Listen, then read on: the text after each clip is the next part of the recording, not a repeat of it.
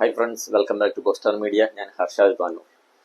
നമ്മുടെ മലയാളികളേവരും കാത്തിരിക്കുന്ന ഒരു വാർത്തയാണ് അർജുന്റെ രക്ഷാപ്രവർത്തനത്തിൽ അർജുനെ തിരിച്ചു കിട്ടുക എന്നുള്ളത്. ഇപ്പോൾ കർണാടകയിൽ ഷിരൂരിൽ നിന്നും ശുഭവാർത്ത ഇന്നലെ എത്തിയിട്ടുള്ളത് അർജുന്റെ ട്രക്ക് കണ്ടെത്തി എന്നാണ്. ഗംഗാവലി നദിയിൽ 60 അടി താഴ്ചയിലാണ് അർജുന്റെ ലോറി ഉള്ളത്. ഈ 60 അടി താഴ്ചയിൽ അർജുന്റെ ലോറിക്ക് മുകളിലായിട്ട് ഒരു എന്താ പറയാ, അവിടെ മണ്ണിടിഞ്ഞിട്ടുണ്ടായ മുഴുവൻ മണ്ണും അർജുന്റെ ലോറിന്റെ മുകളിലാണ് ഇപ്പോ ഉള്ളത്. അതാണ് അവിടുന്ന് അറിഞ്ഞിട്ടുള്ളത്. നമുക്കറിയാം, ഈ മാസം 16-ാം തീയതി, അതായത് ഈ കഴിഞ്ഞ തിങ്കളാഴ്ച അല്ല, അതിന്റെ മുമ്പത്തെ തിങ്കളാഴ്ചയാണ് ഷിരൂരില്, കർണാടകയില് ഷിരൂർ എന്ന് പറയുന്ന സ്ഥലത്ത് ഒരു മണ്ണിടിച്ചിൽ സംഭവിക്കുന്നത്. അതില് നമ്മുടെ ഒരു മലയാളി, കോഴിക്കോട് സ്വദേശി അർജുന് ആ മണ്ണിന്റെ അടിയിൽപ്പെട്ട് അവന്റെ വീട്ടുകാർ ആദ്യം വിളിച്ചപ്പോ ഫോണ് റിങ് ചെയ്തു, പിന്നീട് വിളിച്ചപ്പോ സ്വിച്ച് ഓഫ്, അങ്ങനത്തെ കാര്യങ്ങളൊക്കെയാണ് നമ്മൾ അറിഞ്ഞത്. അങ്ങനെ 8 ദിവസത്തോളം കരയിൽ തെരച്ചിൽ നടത്തി.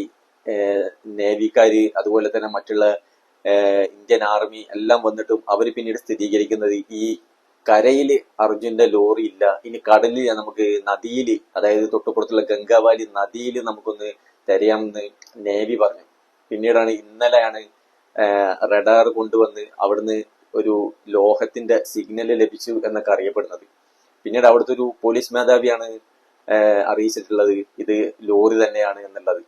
അപ്പോൾ അവിടെ അതിശക്തമായിട്ടുള്ള മണ്ണ് നീക്കം തന്നെയാണ് നടന്നുകൊണ്ടിരിക്കുന്നത്. പക്ഷെ അതിനിടയിൽ അവിടെ ഇപ്പോ കനത്ത മഴ പെയ്യുന്നുണ്ട് എന്നൊരു വാർത്ത ഇന്നലെ, ഇപ്പൊ കുറച്ചു നേരം മുമ്പ് നമ്മൾ വാർത്തകളിൽ കേട്ടു. കനത്ത മഴയും അതുപോലെ തന്നെ നദിയിൽ ഭയങ്കരമായ അടിയൊഴുക്കുണ്ട് എന്നൊക്കെയാണ് അറിയപ്പെടുന്നത്.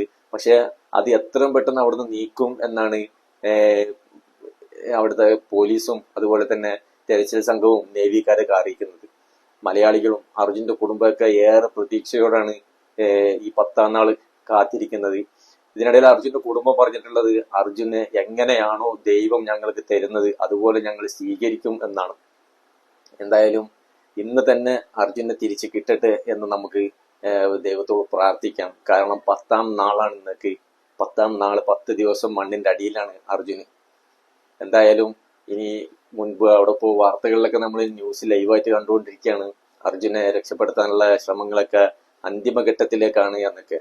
ലോറി കണ്ടെത്തിയത് കൺഫേം ആയിട്ടുണ്ട്. എന്തായാലും നമുക്ക് ഒരു ശുഭ വാർത്തയ്ക്ക് വേണ്ടി പ്രതീക്ഷിച്ചിരിക്കാം.